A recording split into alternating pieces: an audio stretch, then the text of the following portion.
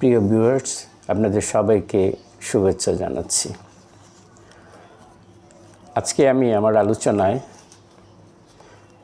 মানসিক সমস্যার একটি অত্যন্ত গুরুত্বপূর্ণ রোগ ডিপ্রেশন নিয়ে আজকে আমি আপনাদের সাথে খুব সংক্ষিপ্ত পরিসরে কিছু কথা শেয়ার করতে চাই।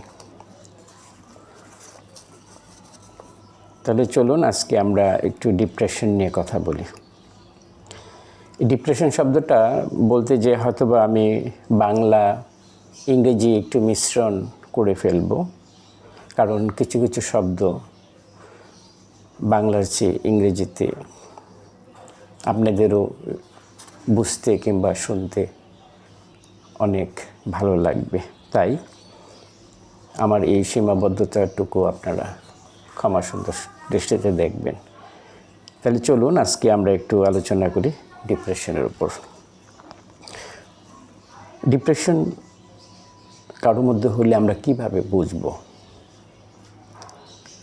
এর উত্তরে আমরা বলতে পারি depression is a common mental disorder, অর্থাৎ মানসিক যত রোগ আছে তার মধ্যে ডিপ্রেশন সবচেয়ে বেশি কমন।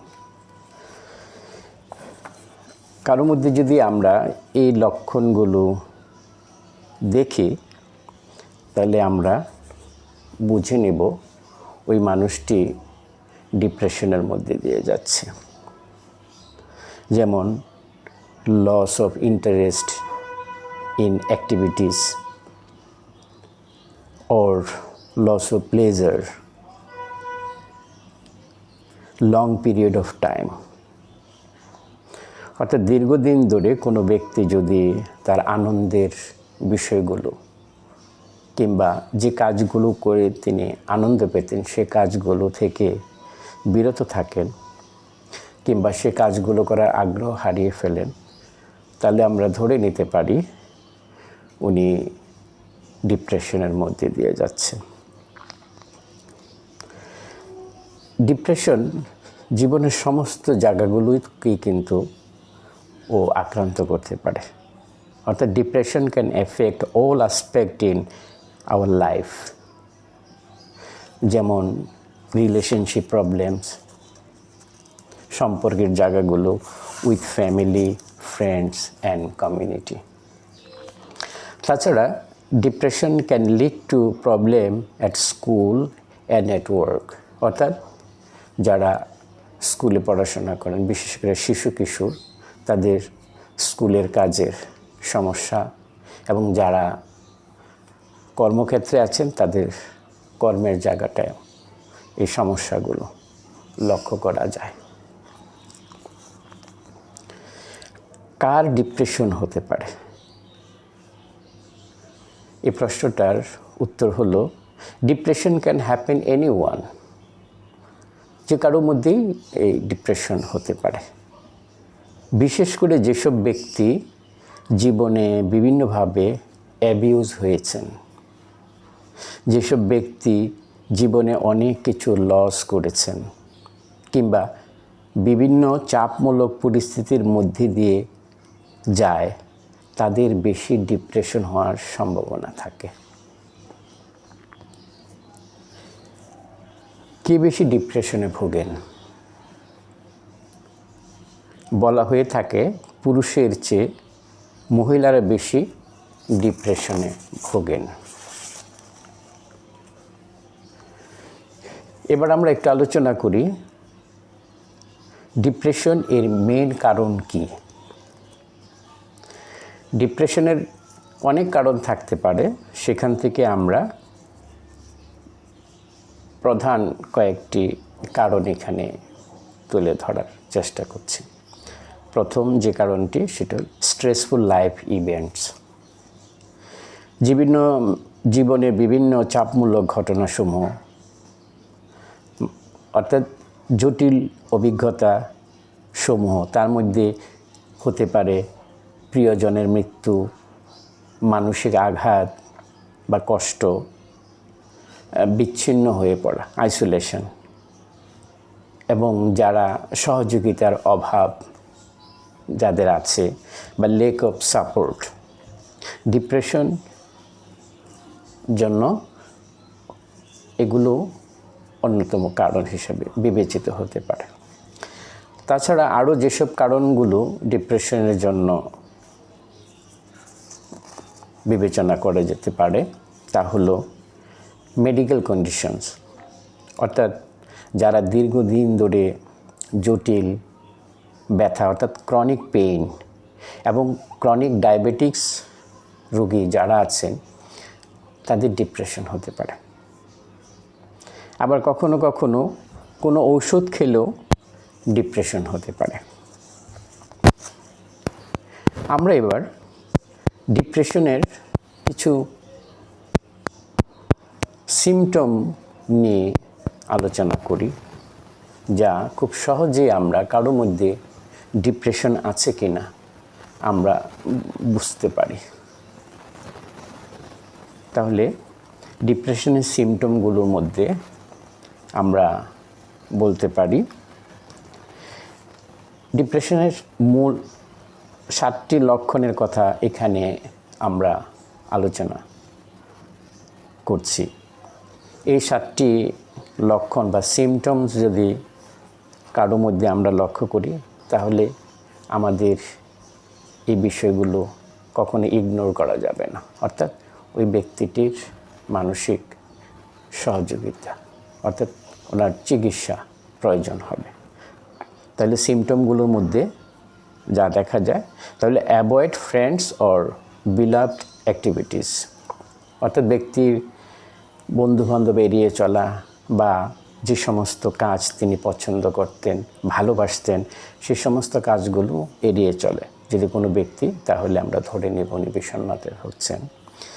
ফিলিংস অফ হোপলেসনেস, অর্থাৎ খুব হতাশ হয়ে যায়, নিরাশার মধ্যে থাকেন, উনি আশাহত হন।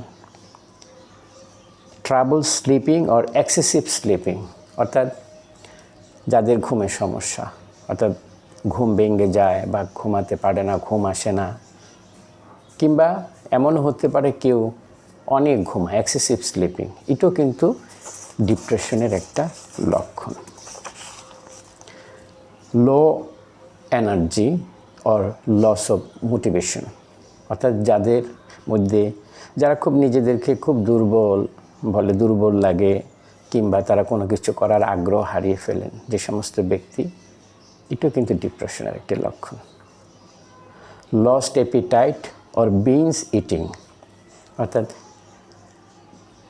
খাবারের যে চাহিদা এটা কমে যায় বা হারিয়ে যায়, ক্ষুধামন্দা, কিংবা কারো কারো ক্ষেত্রে দেখা যায় তারা অনেক খেয়ে ফেলেন, অর্থাৎ বিঞ্জ ইটিং, এটাও কিন্তু ডিপ্রেশনের একটি লক্ষণ।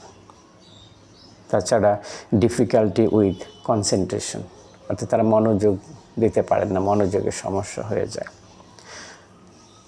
সুইসাইডাল থটস অর টেন্ডেন্সিস, অর্থাৎ যারা বিষণ্ণতা ভোগে তাদের মধ্যে আত্মহত্যার চিন্তাগুলো খুব মাথায় আসে এবং তাদের মধ্যে সেই প্রবণতাটাও কাজ করে।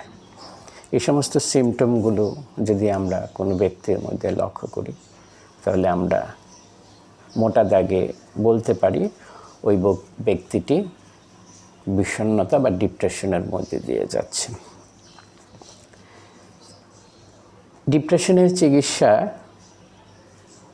জন্য ঔষধ এবং সাইকোথেরাপি দুটোই প্রয়োজন হয় এবং ঔষধের পাশাপাশি সাইকোথেরাপি, এই দুটো সমন্বিত চিকিৎসা পদ্ধতিকে সবচেয়ে ইফেক্টিভ ট্রিটমেন্ট বলা হয়ে থাকে বিষণ্ণ রোগীদের, যারা বিষণ্ণতায় ভোগেন। বিষণ্ণতা রোগের জন্য বা ডিপ্রেশনের বিভিন্ন চিকিৎসা নিয়ে যারা সুস্থ হতে পারছেন না বা দীর্ঘদিন ধরে যারা ডিপ্রেশনের জন্য বিভিন্ন ধরনের চিকিৎসা নিয়ে প্রত্যাশিত সফলতা কিংবা আপনি পরিপূর্ণ সুস্থ হতে পারছেন না, তাদেরকে বলবো যে আপনারা EMDR ভিত্তিক সাইকোথেরাপির সহায়তা নিতে পারেন। আমার বিশ্বাস আপনাদের অনেকেরই EMDR ভিত্তিক সাইকোথেরাপি অনেক কার্যকরী হবে। ইএমডিআর ভিত্তিক সাইকোথেরাপির কার্যক্ষমতা বোঝার জন্য দীর্ঘ সময় প্রয়োজন হয় না। আপনি 2 থেকে 3টা সেশন নিলেই আপনি বুঝে যাবেন যে ইএমডিআর আপনার জন্য কতটা কার্যকরী। ইএমডিআর সম্পর্কে যদি আপনারা জানতে চান তাহলে আমার সাথে যোগাযোগ করতে পারেন। আমি পূর্বে বহু জায়গায় বহুবার বলেছি যে আমি একজন ইএমডিআর ভিত্তিক সাইকোথেরাপিস্ট হিসেবে 1998 সাল থেকে বাংলাদেশে কাজ করছি। আমার সফলতাই আমাকে এই কথাগুলো আপনাদের সামনে বলার সাহস জুগিয়েছে। আমাকে যারা চেনে জানে তারা জানে যে ইএমডিআর কতটা কার্যকরী এবং দ্রুত সুফল ইএমডিআর থেকে আসে। তাই আপনারা যদি ইএমডিআর সম্পর্কে জানতে চান, আমি আমার এই ভিডিও ডেসক্রিপশন আমার ফোন নাম্বার দিয়ে রাখবো। আপনারা যদি মনে করেন জানতে চান বা আমার সাথে কথা বলতে চান, আপনারা আমার সাথে যোগাযোগ করবেন। আমি অনেক খুশি হব। আজকে এই ডিপ্রেশন নিয়ে এটুকুই বলার ছিল। ডিপ্রেশন নিয়ে যারা কাজ করেন, বিশেষ করে মনোরোগ বিশেষজ্ঞ, সাইকিয়াট্রিস্ট, ক্লিনিক্যাল সাইকোলজিস্ট বা অন্যান্য যারা সোশ্যাল ওয়ার্কার আছেন, তারা অনেকেই আরও অনেকভাবে বলে থাকেন এবং এর ব্যাখ্যা অনেক বিস্তৃত। আমরা সেই আলোচনায় আর নাই বা গেলাম। এই ক্ষুদ্র পরিসরে ক্ষুদ্র আলোচনা থেকে আমরা যতটুকু বুঝতে পারলাম যে ডিপ্রেশনে যারা ভোগেন তাদের চিকিৎসা প্রয়োজন হয়, তারা নিজে থেকে বেরিয়ে আসতে পারেন না। তাই আমরা চিকিৎসার প্রতি মনোযোগী হব এবং এই চিকিৎসা যারা প্রদান করে তাদের সাথে যোগাযোগ করব। এটুকু বলার জন্য আজকে আপনাদের সামনে উপস্থিত হয়েছি। আবার অন্যদিন অন্য কোনো বিষয় নিয়ে আলোচনা করব। আপনারা ভালো থাকবেন। আবার দেখা হবে অন্য কোনো দিন অন্য কোনো প্রসঙ্গ নিয়ে। সবাইকে শুভেচ্ছা।